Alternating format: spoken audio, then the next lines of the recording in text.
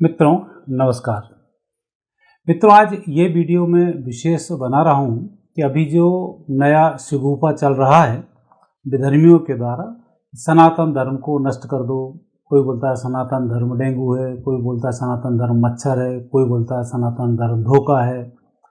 और बड़े बड़े तुर्रम, मतलब ये नहीं कि छोटा मोटा कोई व्यक्ति आके बोल रहा हो और इस तरीके से हरकतें कर रहे हैं और चुनाव तक आते आते हिंदुओं को नीचा दिखाने का पूरा इनका प्रयास है। और कारण है कि हिंदू के अंदर, सनातनी के अंदर एक बड़ी विचित्र चीज़ होती है। जैसे बेंगलोर का गाँव, लोगों का मुख्यमंत्री से गुस्सा था, वो गुस्सा लोगों ने सब पे उतार दिया। अल्टीमेट क्या हुआ कि अब वहाँ पर स्थिति सनातनियों की बिगड़ना शुरू हुई। वही स्थिति थी राजस्थान में, वसुंधरा, लोग इसका विरोध कर रहे थे, चेंज नहीं किया। वही स्थिति मध्य प्रदेश में, शिवराज सिंह, चेंज नहीं किया, लोग गुस्से में। वही स्थिति रमन सिंह की, चेंज नहीं किया, सब गुस्से में। तो ये जो लगातार चुनाव हारे हैं, ये उन हिंदुओं के जो बड़े न्याय प्रिय हैं कि हम बहुत अच्छा मुख्यमंत्री देना चाहते हैं, हम बहुत अच्छा सब कुछ करना चाहते हैं, इसके लिए या तो हम वोट नहीं देते हैं, गुस्से में हम नेगेटिव लोगों को वोट दे देते हैं। तो ये जितने भी विधर्मी हैं, ये उन लोगों का इंतजार करते हैं कि ऐसे लोग हमारी तरफ आ जाएं, बाकी हम सारे विधर्मी इकट्ठे हो जाएं और बाकी लोग तो आधे आधे हो ही जाते हैं और हम धीमे से कैसे न कैसे चुनाव जीत जाएं। ये इनका एक षड्यंत्र होता है। और बीजेपी का भी खैर एक ड्रॉबैक तो ही, अहंकार में तो वो भी रहते हैं। मध्य प्रदेश में शिवराज का विरोध है, लेकिन नहीं, हम उसी को मुख्यमंत्री बनाएंगे, ज़रूरत ही नहीं। वापस फिर भाजपा, फिर शिवराज, हार गए, इसके बाद ही फिर वही। तो ये जो नेगेटिव स्थिति है, ये सनातन धर्म के लिए बहुत अच्छी नहीं आती है। पार्टी वाइज भी देखें तो वो अहंकार के चक्कर में सनातनियों को नुकसान कर देती है और विधर्मी सनातनियों को तो नष्ट करने के लिए तुले ही हुए हैं। अब वीडियो का मेरा उद्देश्य यह है कि मैं बात करना चाहता हूँ, सनातन धर्म आने वाले समय में पूरी दुनिया में छाने वाला है। उसके लिए मैं आपको भारत की कुंडली बताऊँगा, भारत के सूर्योदय की कुंडली बताऊँगा और विश्व की कुंडली की मैं बात करूँगा, सनातन कैसे छाएगा। उससे पहले मैं आपसे एक छोटी सी लघु कथा सुनाना चाहता हूँ, जिसके माध्यम से आपको ये सब चीज़ें समझ में आ जाएंगी जो मैं क्या कहना चाहता हूँ। एक लघु कथा में यह है कि कुछ लोग नाव में यात्रा कर रहे होते हैं और बीच में स्थिति बनती है कि वहाँ पर नाव डगमगाने लगती है, डूबने की स्थिति आ जाती है, हवा चलती है, पानी उसमें उछल उछल के आने लग जाता है। सब लोग पानी को बाहर उछालते हैं। एक वहाँ भक्त बैठा हुआ था, वो भक्त वापस अपने जूते से पानी अंदर डाल रहा था। लोग बोल रहे हैं, तो बेवकूफ़ है क्या, ये कर क्या रहा है, पानी अंदर डाले जा रहा है, ये कर रहा है और हम लोग बाहर फेंके जा रहे हैं। वो नहीं माना, करता रहा। फिर तूफान शांत हुआ तो धीमे धीमे फिर इसने अंदर का पानी बाहर फेंकना शुरू कर दिया। जैसे तूफान शांत हुआ, सब लोगों ने फिर इससे पूछा, भाई जब नाव डूब रही थी तब तो उल्टा पानी इसमें डाल रहा था, वो जब बच गई तब तो पानी बाहर फेंक रहा है, ऐसा क्यों किया? तब वो भक्त बालक था, उसने कहा, मैंने सोचा प्रभु की इच्छा है नाव डुबोने की, तो उन्होंने कहा जितना जल्दी प्रभु की इच्छा पूरी हो उतना जल्दी। फिर लगा नाव डूब नहीं रही, प्रभु चाहते हैं बचाना, तो मैंने प्रभु का साथ दिया। तो इस कहानी का आगे मैं अर्थ बताऊंगा, ये मैंने आपको लघु कथा क्यों सुनाई। तो वही स्थिति यहाँ पर ये बन रही है। एक तो विधर्मी लोग नाम अपना हिंदू रखते हैं। आप अभी क्रिश्चियन मिशनरी में धीरे धीरे जाना शुरू कर दें, उनकी सेवाएं उनसे कराना शुरू कर दें, तो धीरे से आपको ऑफर दे देंगे आप क्रिश्चियन बन जाओ।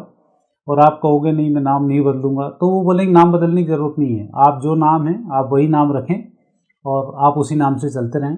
SC ST वाला फ़ायदा भी आप उसी नाम से लेते रहें, हिंदू भी आप लिखते रहें, कोई दिक्कत नहीं। पर अंदर से आप जीसस को आप एक्सेप्ट करें, क्रॉस को आप संडे के संडे घर में जो भी उनकी प्रार्थना कर लिया करें। बाकी आप अपने फ़ोटो वोटो लगाने लगा सकते हैं, कोई दिक्कत नहीं आती। तो ऐसे बहुत सारे विधर्मी हैं जिनके नाम हिंदू हैं लेकिन अंदर से वो विधर्मी हैं। जब मरते हैं तब ताबूत में जाते हैं, तब समझ में आता, अरे ये तो वो निकला मुख्यमंत्री छत्तीसगढ़ के, बड़े हिंदुत्ववादी थे, मरे तो ताबूत में गए। एक बड़े कलाकार थे जिनको लोग ब्राह्मण समझते थे, बड़े आर्टिस्ट थे, गायन वायन में उनका बड़ा एक योगदान रहता था, जब मरे तो ताबूत में गए, लोग समझते हैं ब्राह्मण है। ऐसे ही ये सब नाम हैं जिनके हैं, जैसे स्वामी प्रसाद मौर्य, तो जरूर नहीं है कि ये हिंदू रहे हो, हिंदू हैं बस नाम के।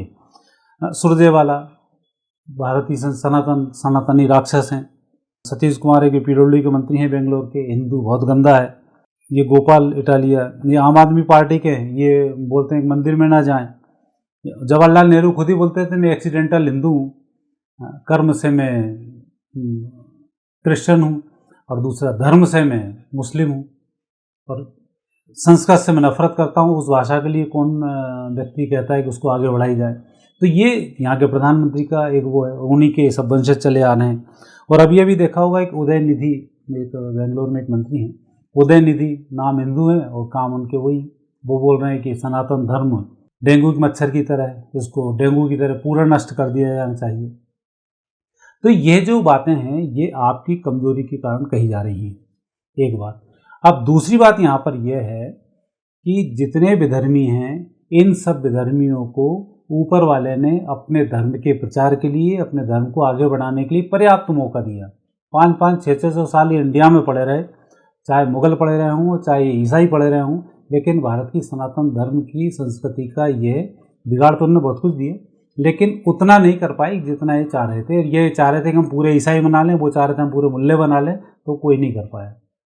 और अब स्थिति ये है कि वो लोग कन्वर्ट होना शुरू हो रहे हैं। अब सबसे बड़ा चिंता का विषय तो इनके लिए ये है उन्हें कैसे रोकें, क्योंकि जैसे आप बढ़ोगे, जैसे आप पढ़ोगे, तो आपको विज्ञान की आवश्यकता होगी। जैसी विज्ञान की आवश्यकता होगी, विज्ञान आपके अंधकार को दूर करेगा, और जैसे अंधकार दूर होगा तो आपको आनंद की आवश्यकता होगी। जैसे ही आनंद आएगा तो तत्काल सनातन धर्म में आप एंट्री कर जाओगे, आपको करने की कुछ जरूरत ही नहीं पड़ेगी। विज्ञान बढ़ा और सनातन धर्म बढ़ा, क्योंकि टोटल वैज्ञानिक धर्म है। बाकी तो कहीं कीट कहीं का रोड़ा, कोई बोलता है पृथ्वी चपटी है, कोई बोलता है कि सूर्य डूब जाता है, पानी में जाके कीचड़ में से निकलता है, कीचड़ में डूब जाता है, और कोई कुछ बोलता है, वो सब अपने आप में जीरो हो जाते हैं। अब यहाँ पर अब जो समय शुरू हुआ है, ये समय शुरू है अब सनातन संस्कृति के उत्थान का समय है। इस संस्कृति के उत्थान में, जैसे मैंने कहानी कही थी कि वो जो बालक था, उसमें भगवान का साथ दो तो आप सनातन की पूरी बात करना शुरू करो, आप बहुत जल्दी आगे बढ़ जाओगे। नहीं तो भगवान सनातन को आगे बढ़ा ही रहा है, धीरे धीरे अंतोगत्वा आपको इसी में ही आना है। और हमें इन सब के स्वागत की तैयारी भी करनी चाहिए। सनातनी ऐसा ना हो कि विधर्मी आना चाह रहा है और हम उसको पुराना अतीत याद दिलाएं, तेरा तो ऐसा तेरा वैसा, ऐसा नहीं। यदि आ रहा है तो प्रभु की इच्छा से वो आ रहा है। क्योंकि यहाँ दो घटनाएं मेरे अभी समय में दिमाग में आ रही है।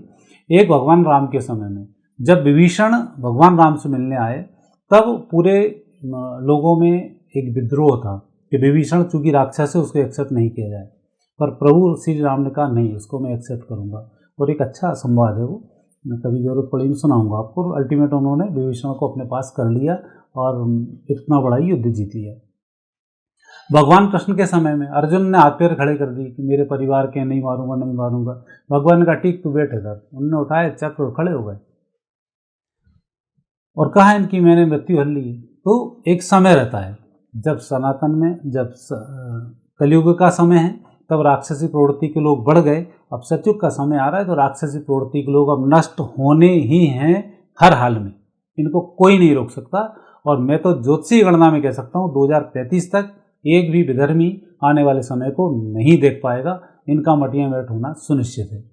अब आप कितने सनातनी हैं, तो कितने अच्छे आप आगे बढ़ना चाहते हैं, उसकी आप तैयारी करें।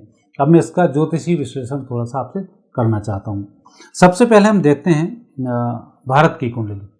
भारत की वो कुंडली जो हम स्वतंत्रता के समय मानी जाती है, जिसमें वृषभ लग्न है, राहु लग्न स्थान पर है, मंगल दूसरे स्थान पर है, सूर्य शुक्र चंद्र बुध और शनि तीसरे स्थान पर है, गुरु छठे स्थान पर है, केतु हैं यहाँ पर सप्तम भाव में, और चंद्रमा की महादशा है 11 सितंबर 2015 से 2025 तक। चंद्रमा की महादशा, चंद्रमा यहाँ सो रही हैं, पराक्रम स्थान के हैं।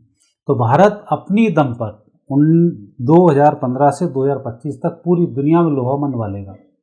इसी वजह से मैं बोलता हूँ भारत ऐसे ऐसे उपकरण का इजाद कर लेगा कि पूरी दुनिया देख के दंग रह जाएगी, और कर ही रहा है। आपने चंद्रयान देखा होगा, तीसरा पूरी दुनिया में एक, जबकि रूस हमारे पीछे पीछे आए और आखिर उसको मात खानी पड़ गई। आज हमारी मिसाइलें आप देख रहे हो, नई नई टेक्नोलॉजी आप देख रहे हो, हम आगे बढ़ रहे हैं। मतलब चंद्र सब कुछ करते हुए हमें आगे बढ़ा देगा। प्रथम।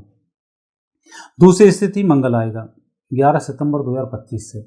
ये मंगल द्वादश भाव का स्वामी भी है, सप्तम भाव का स्वामी भी है, मारकाट मजबूता है, झगड़े कराता है, युद्ध कराता है और उसमें विजयश्री भी दिलवाता है। तो ये स्थिति भी यहाँ सितंबर 2025 के बाद बनेगी। मारकाट होंगे, युद्ध होंगे, भारतीय सनातन संस्कृति के यहाँ पर विजयश्री की प्राप्ति होगी। ये भारत के स्वतंत्रता की कुंडली। अब दूसरी कुंडली बताता हूँ, वह कुंडली है भारत की स्वतंत्रता के सूर्योदय की कुंडली। उस कुंडली में यह है कर्क लग्न है, सूर्य शुक्र चंद्र बुध और शनि ये लग्न स्थान पर हैं, चतुर्थ भाव में गुरु हैं, पंचम भाव में केतु है, एकादश भाव में राहु है और द्वादश भाव में मंगल है। ये स्थितियाँ स्वतंत्र भारत की बनती है और यहाँ पर 14 सितंबर 2020 से 2027 तक ये मंगल की महादशा चल रही है।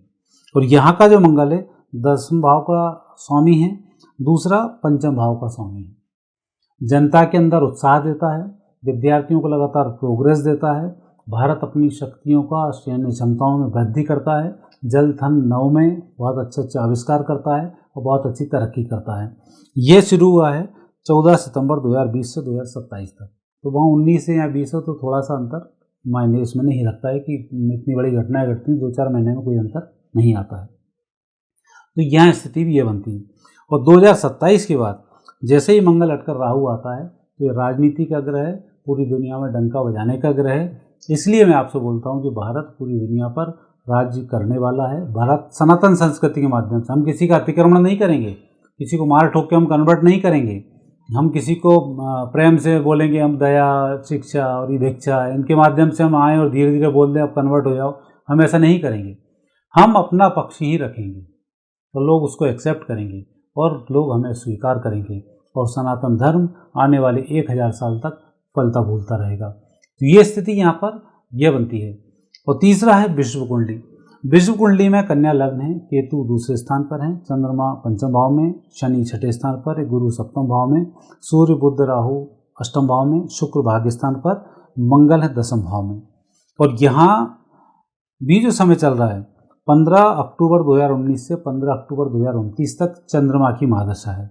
और ये चंद्रमा की महादशा लाभ की महादशा है और लाभ का स्वामी लाभ स्थान पे ही सामने बैठा हुआ है और वहाँ से अपने घर को देख रहा है। अर्थात लाभ स्थान का स्वामी चंद्रमा है जो पंचम भाव में बैठे हुए हैं, वहाँ से अपने लाभ स्थान को देख रहे हैं। और ये लाभ पूरा अक्टूबर 19 से लेकर अक्टूबर 29 तक यह चलता रहेगा, अर्थात 10 साल चलेगा। इसलिए मोदी जी ने भी कहा है कि मेरा लक्ष्य है भारत को तीसरे नंबर की अर्थव्यवस्था बनाना 2026 तक। लेकिन ये अर्थव्यवस्था 2024 आते आते पूरी हो जाएगी, क्योंकि अभी जितने भी लोग हैं, जितनी दुनियादारी में चल रही हैं, सबकी अर्थव्यवस्थाएं इस नवंबर के बाद डामाडोल होने वाली हैं। रूस यूक्रेन युद्ध बंद होने वाला नहीं है, यूरोप को नष्ट होने से कोई रोक नहीं सकता है। ये ज्योतिषीय गणना है और इन गणनाओं में ऐसा ही होगा जैसा मैं आपको बता रहा हूँ। तो इसलिए सनातनियों को अभी के समय में थोड़ा सा पेशेंस रखने की आवश्यकता है और सनातन धर्म के जो मूल सिद्धांत हैं उन सिद्धांतों को अपनाने की आवश्यकता है। लेकिन पराक्रम को भूलने की आवश्यकता नहीं है। पराक्रम आप करेंगे तभी आपको सफलताओं की प्राप्ति होगी। तो इसलिए इस तरीके के जो अनर्गल स्टेटमेंट्स आजकल के राजनेता इकट्ठे होकर विदेशी ताकतों के प्रभाव में, क्योंकि चंदा चाहिए, विदेशों से चंदा आएगा तब तो जो चाहिए वो बोलेंगे। क्योंकि अभी तो मैंने जो एक व्हाट्सएप पे आया था, वो अभय ने जो एक वो दिया था, उदय निधि ने बोला था ये डेंगू है, मच्छर है भारत में, सनातन संस्कृति के लिए पढ़ के बोल रहा था। और जिस उसमें बोल रहा था, मुझे था वो भी एक कोई कॉन्फ्रेंस चल रही थी जिसमें सनातन धर्म के समूल नाश का उस कॉन्फ्रेंस का नाम था। सनातन धर्म के समूल नाश पे कॉन्फ्रेंस चल रही, उस कॉन्फ्रेंस में ये मंत्री बोल रहा है। तो ऐसे कई पैदा होंगे जो नाम से हिंदू होंगे और लेकिन अंदर उनके क्या स्थिति होगी कि कुछ और ही इनकी स्थिति बनी होगी और विधर्मियों के रूप में, बहरूपियों के रूप में आते हैं ना, तो ये आ रहे हैं सारे सारे आपके सामने आ रहे हैं और बहुत सारे आते रहेंगे। अब हमें ये कि एक जो लोग डरे हुए हैं उन्हें डरने की आवश्यकता नहीं है। प्रभु ने सत्ता संभाली है, अब सारा काम आपके पक्ष में होने वाला है। और जो लोग पराक्रम करके नेगेटिव जा रहे हैं उन्हें पॉजिटिव रहने की आवश्यकता है। सनातन धर्म कैसे बढ़े, हम सनातन संस्कृति को सबसे पहले पूर्ण रूप से स्वीकार करें, क्योंकि इतने विधर्मियों के बीच में आते आते हम भी उस सनातन संस्कृति के मूल स्वरूप को भूल गए हैं। तो उस मूल स्वरूप को खोजना शुरू करें, उसके अनुसार चलें। एक टाइम भगवान का पूजन भजन अवश्य करें, मस्तिष्क पर तिलक धारण करें, गले में कंठी धारण करें, आप करो ना करो, 2035 में हर व्यक्ति यही करेगा, ये मेरी गारंटी है। तो आप अभी से करना शुरू कर दोगे तो उन्नति जल्दी होती है। जितने जल्दी अपडेट होकर हम मरते हैं, अगला जन्म हमारा उतना ही जल्दी अपडेट में होता है। कई बार देखा ना, 5 साल का व्यक्ति 10 भाषाएं बोल रहा है, वैसे ही थोड़ी बोलता है। 10 भाषा इस जन्म में सीखा है वो, तब अगले जन्म में आते ही वो भाषाएं जिस जिस काम में पड़ती हैं तत्काल सीख जाता है। तो ये एक अपडेट रहना है। तो हम जितना अपडेट रहेंगे सनातन धर्म के मामले में, उतना ही हमें लाभ मिलेगा। वो सनातनी बनो, विधर्मियों से अब दूर रहो। विधर्मियों का अब समय जा रहा है और हमें इसमें लाभ का समय प्राप्त हो रहा है। तो कुल मिलाकर इस तरीके के स्टेटमेंट्सों को देखकर मैंने आपको ये कथा भी सुनाई और ज्योतिषी इसका विश्लेषण भी किया कि आने वाले समय में सनातन संस्कृति ही सबसे बड़ी संस्कृति के रूप में उभरेगी। बाकी जितने भी हैं, क्योंकि जिसका प्रारंभ ही नहीं हुआ तो उसका अंत ही नहीं होगा। सनातन धर्म संस्कृति का ना तो स्टार्टिंग का पता है, ना इसके एंड का पता है। बाकी के तो तारीखें फिक्स हैं, इस तारीख से ये शुरू हुआ, इस तारीख से ये शुरू हुआ है। उन्हीं की खुद ही किताबों में लिखा हुआ वो इतने साल बाद नष्ट हो जाएंगे, आपस में लड़ लड़ के मर जाएंगे। दूसरे में लिखा हुआ वो खुद ही पतन की ओर जाएगा और कन्वर्ट हो जाएगा। तो जो मूल दो संस्कृतियाँ हैं, सनातन संस्कृति है, यहूदी संस्कृति है।